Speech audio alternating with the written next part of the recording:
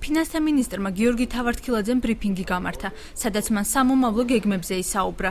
მისი განცხადებით, სამომავლოდ პრიორიტეტს საერთაშორისო გრანტების მოზიდვა წარმოადგენს. აჭარის ავტონომიური რესპუბლიკის ფინანსთა და ეკონომიკის სამინისტრომ ყველა რესურსი გამოიყენა იმისთვის, რომ არასამთავრობო ორგანიზაციები, UNDP, USAID, ან ყველა რაც კი არსებობს, ალბათ, ვისაც შეუძლია რომ დაგვეხმაროს, ესე ვთქვათ, და გვერდში დაგვიდოს, როგორც მთავრობას, მასთან მაქსიმალურად ვითანამშრომლეთ.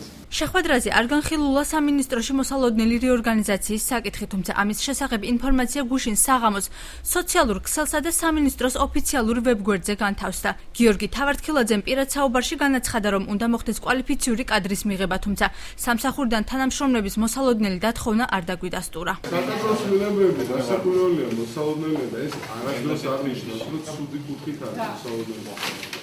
აჭარის ავტონომიური რესპუბლიკის ფინანსთა და ეკონომიკის სამინისტრო უნდა დაემსგავსოს ფინანსთა და ეკონომიკის სამინისტროს. ეგ არის და ეგ იქნება. და იქნება პროფესიონალი კადრები. რას გულისხმობს ფინანსთა მინისტრის მიერ დაანონსებული რეორგანიზაცია, ამ კითხვაზე მინისტრისგან კონკრეტული პასუხი ვერ მივიღეთ. მეტიც, გიორგი თავართქილაძე ამ თემაზე ჩვენმა შეკითხვამ გააღიზიანა.